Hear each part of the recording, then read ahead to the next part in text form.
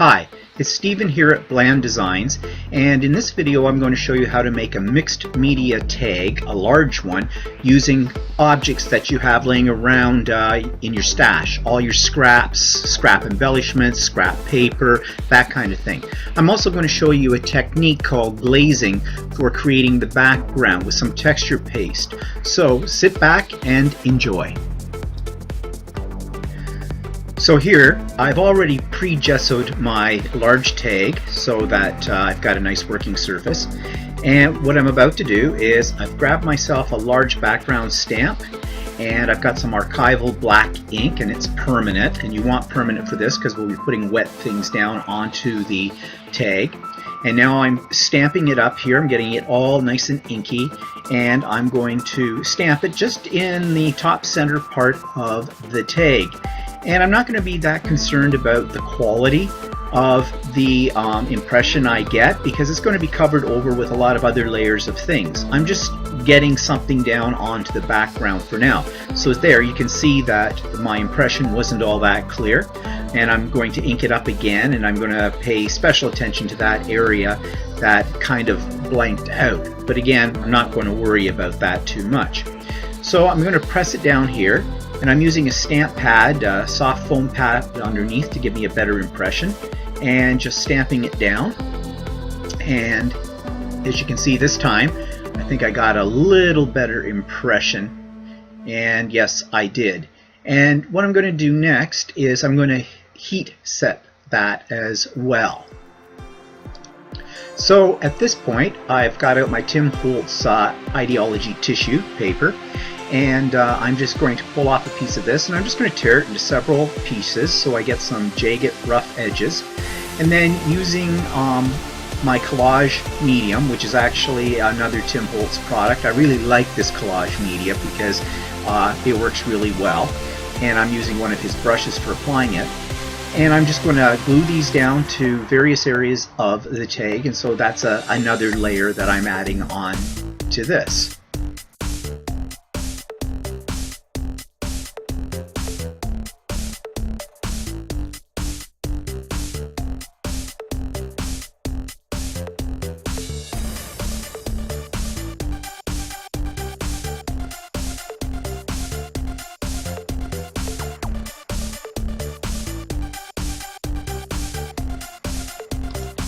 So the next thing I'm going to do is get out my stencil, and I got out a large one that has music notes on it, and I'm getting out some of my repositionable spray.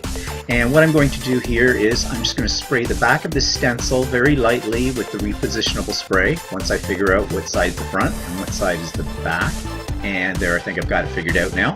So I'm giving it a little spray with this, and what this does is it allows it to stick to your tag so that when I apply the texture paste, which I'm going to apply now, it won't get underneath the edges of the stencil. For putting down the texture paste, I'm again using another Tim Holtz product, his texture paste, but you could use molding paste, whatever you have, it'll all work about the same.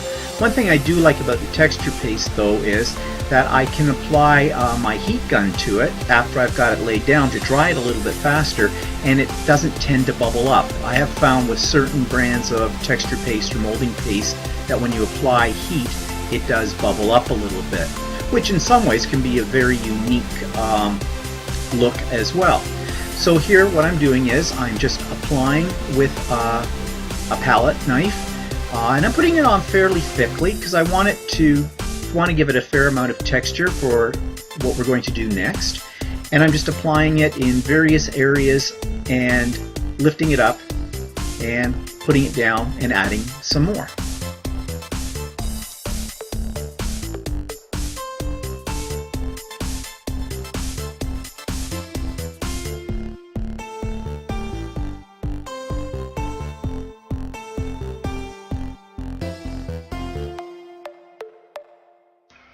Okay, so what I'm going to do now is I'm going to create my glaze.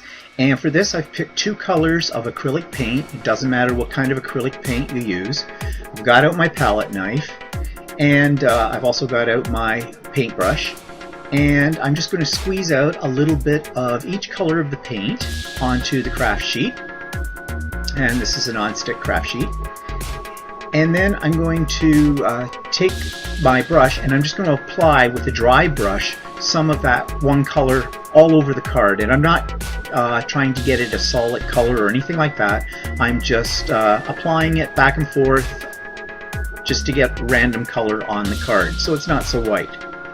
So once I've got that all brushed on well, and you can see that I'm doing it pretty thoroughly here, so I don't have to hit it with a heat gun or anything. Then I'm just cleaning up my mess here a little bit. And then what I'm going to do is I'm going to squirt out some of my colors. Oh, I am going to hit it with a heat gun. Okay, I kind of lied about that. I've got a heat gun. I like to use the heat gun between every layer, even if you don't really think you need it. It just, to me, it just sets things just that much nicer. So we're giving it a little bit of a heat job here. And then I'm going to make glaze. Now what glaze is basically takes your acrylic paint and it makes it into sort of a slippery, shiny kind of surface, which is kind of neat because you can apply it and then wipe it off and apply some more, and you get a really nice glossy effect. So here I'm taking out both of my colors and I'm just squirting them onto the craft sheet. And then I'm going to get my bottle of glaze, and you can buy this at any art supply store, called Glazing Medium. And I'm just squeezing out a little puddle of it. I may have used a little bit too much paint with this. It should really be about a 1:4 ratio, roughly. You can make it any way you want it, but I think I made it more a 1:2 ratio, meaning 1 part paint, 2 parts of the glazing medium. As I said, it probably should be a little less than that, but you just mix it all in. You see how shiny it gets? And then I'm going to use my finger to apply it. Before I do that though, I'm just going to get it well mixed in. You want to make sure that you don't have any white streaks in it. Then clean off your palette knife. And I'll go back and just add a little bit more on here as well. And I've got, it's hard to see it right now, but I do have the texture paste on this card and it's sitting there. And what I'm going to do is I'm going to take my finger and I'm going to take my first color and I'm just going to kind of rub it all over the areas where I have the textured paste. So the raised areas are going to pick some of this up. It's kind of like finger painting in some ways. So I'm giving it a good rub in. The more you put on, the darker it's going to get. I am sort of going outside of the area that I've put the texture paste on, but that's okay. This won't dry that fast because the glazing medium sort of retards the drying process, slows it down. And so I'm applying it to the center section where I had some more texture paste and a little bit down at the bottom as well. And then once I get enough of this on, I'm going to gently wipe off the excess with a paper towel. Now, you don't want to use something that's wet for this because this isn't dry and because it's still acrylic. If you use something wet to wipe it down, it's going to come off completely. So just a paper towel is enough. And so you're kind of just lightly rubbing it and picking up a little bit of the excess, but you can see that the blue is now going down into the crevices of the texture paste, which is exactly what I want. Now, if you didn't think it was dark enough, you could always add some more to that. So I'm just giving it a really good buff here. And then I'm going to take my finger again and I'm going to apply my second color on top of this. Now, should you dry between coats? Well, when I did this at first, I really didn't dry between the two, and I think you should dry between the two because what's really happening is, because that is still damp, still moist, I'm basically picking, and you can see it in the brown, I'm picking up some of the blue into that, and so I'm really not getting the effect I was going for. So once I have figured that out, I do take it and I give it a little bit of a rub, but like I said before, if you use a baby wipe or a damp cloth when you're giving it the rub, you're basically going to take the glaze off of the tag. And you'll see that right now when I do this. So you see, basically all I've done is I've managed to wipe off the brown, and I've wiped off a lot of the blue too. In fact, you can see that it's picking up some of the color that was already on the background, and you can see the white layer of tissue paper being exposed. Now I'm sort of going over those with my paper towel just to tint the color back into it. But I've realized, okay, that really didn't work. So I'm going to reapply some of the brown, the glazing brown, but this time, before I do that, I'm going to hit it with the heat dryer. And this will allow the brown then to stick, and when I rub it off, or take a little bit of it off, the blue is going to stay on. So I'm just giving it a really good dry. It doesn't take long to dry.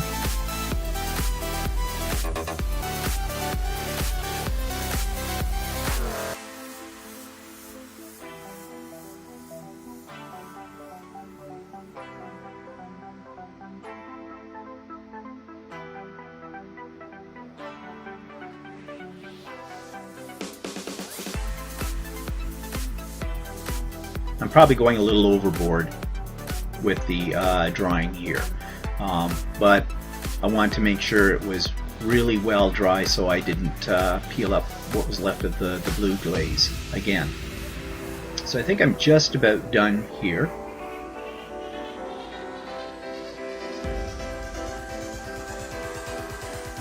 Okay, now I'm going to put the brown glaze back on.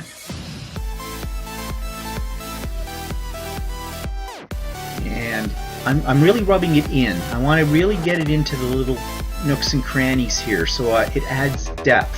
And that's using glaze with texture paste does that. It gives your texture some depth to it. So I'm putting it on, and again, I'm putting it on fairly thick this time. And now we're going to give it a light rub. You see, this time I'm not picking up the blue, and I'm getting that brown in there. Now, if you don't think that's dark enough, you could go ahead and add a little bit more, like I'm going to do here. Kind of giving it that sort of vintage look. This looks really neat when you do it on a journal page as well, and you don't always have to use it on texture paste. You can do it right on the page itself, or you can do it through a stencil as well. Keeping in mind though that this stuff is fairly runny, so if you're going to do it through a stencil, it's really advisable to use the repositionable spray to hold it down so that the glaze doesn't go underneath your stencil edges. And it does take a while to dry, but of course you can apply the heat gun to it, and that'll dry it up quite well. And so that's what I'm doing right here with this.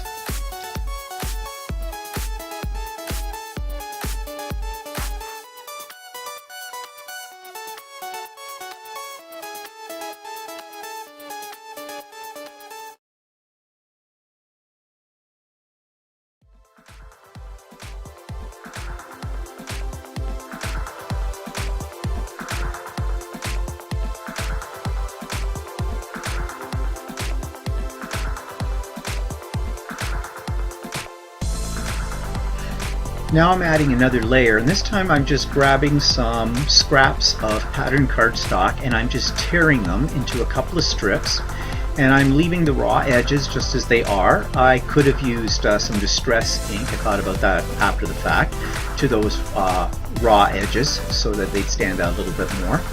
But I've taken those, and I'm taking out my brush that I'm going to apply some more medium gel medium, sorry, get that right, like I used before, the collage medium, and I'm spreading it onto the tag, and I'm spreading it onto the back of the strip, and doing it to both surfaces keeps the paper from wrinkling a little bit, and then I'm applying a coat of it over top of it as well. And I'm going to do this to the bottom part as well and put it on there. So this is another layer, and it's just using scrap cardstock.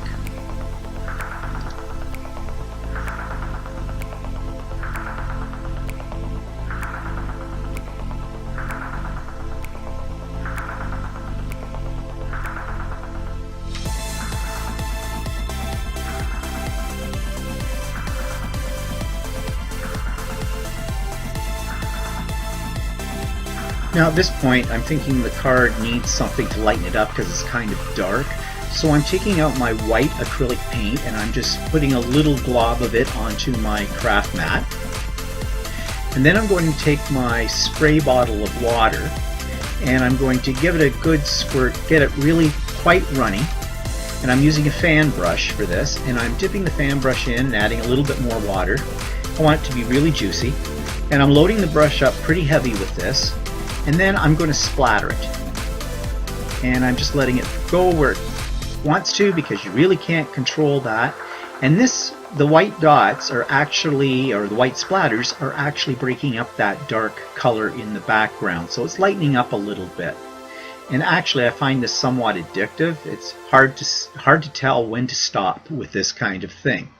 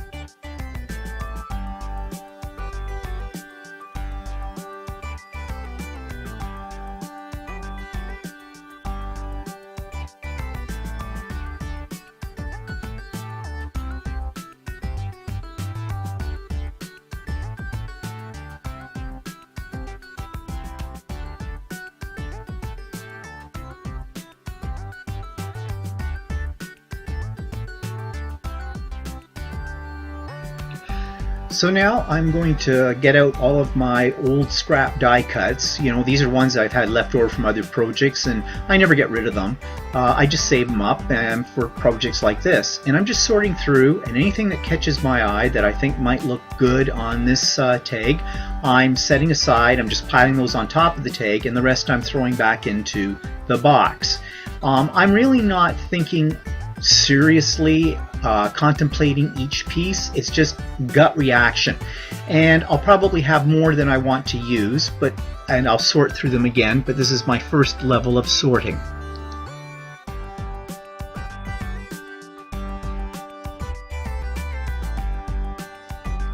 Okay, so now I've sort of sorted out the elements that I want to use, and again, I'm not going to use all of these, so what I'm doing is sort of auditioning them. I'm just laying down pieces that I think I might want to adhere later on, and just kind of arranging them all over the tag. Once I have it all figured out, then I'm going to glue them down, and some of them I'm going to raise up using pop dots to give it a little bit more of a dimensional quality.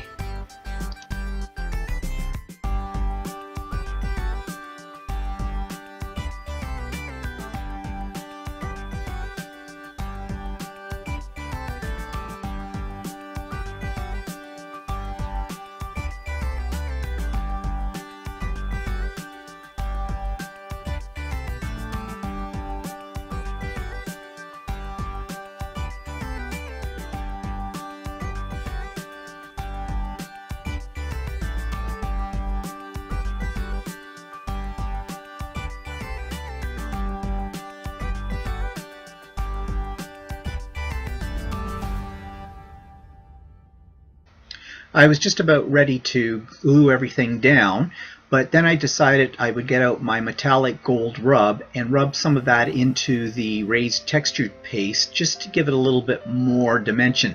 It was getting kind of lost in the background, and by adding all these other pieces on top of it, I didn't think you were going to really be able to see it very well. So this is kind of a neat stuff. You just put it on your finger and rub it in and lightly buff it, and it gives it a nice kind of glow to it all. And then once I've got that done, then I can go ahead and I can adhere everything to the tag.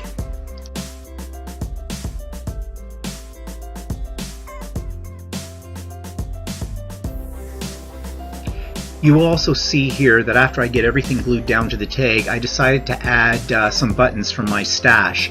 And again, I just picked ones that had some of the basic colors that were in the tag already, and I just put them in areas that I felt needed a little something else to add a little bling to the tag and to maybe fill in some spaces that seemed a little too open.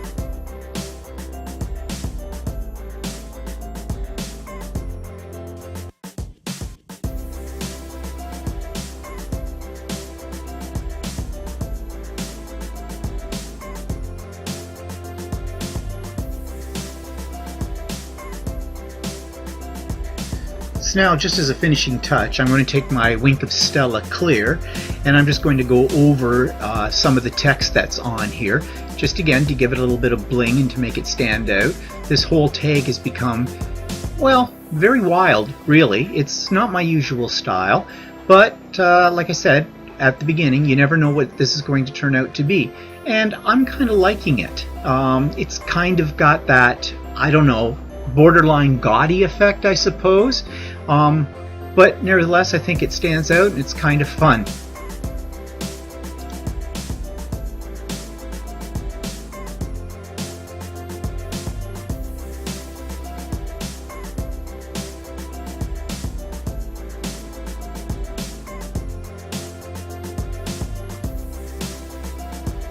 And now, as a finishing touch, I'm getting out some of my Tim Holtz Ideology ribbon, and I'm just going to cut off a piece here and I'm going to put it through the hole in the tag just to give it a nice finished look to the whole thing.